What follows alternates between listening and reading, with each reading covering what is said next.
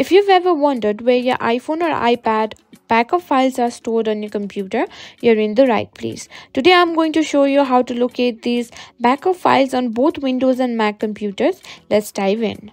Let's start with Windows. The location of your iPhone and iPad backup files depends on whether you're using iTunes or Finder for backups. Here's how to find them in iTunes. Open File Explorer and go to the file following directory, that is c/user/your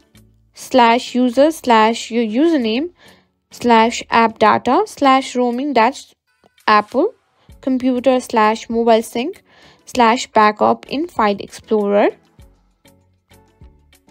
Now in that, it will take you to the folder where your iTunes backups are stored. You'll see a folder with a long string of letters and numbers.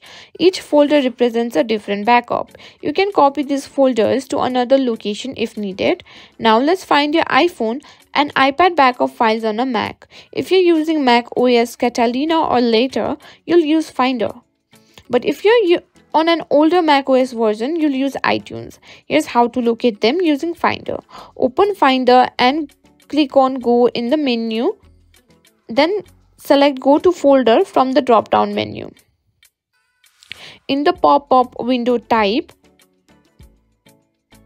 the following and press Enter. This will take you to the folder where your backups are stored. Just like on Windows, you'll see folders with long strings of characters. Each folder represents a different backup. To locate backups on macOS, Mojave or earlier, open iTunes and go to iTunes Preferences. Click on the Devices tab to see a list of backups.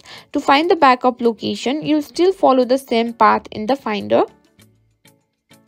And that's it for today's tutorial. I hope you found this guide helpful in locating your iPhone and iPad backup files.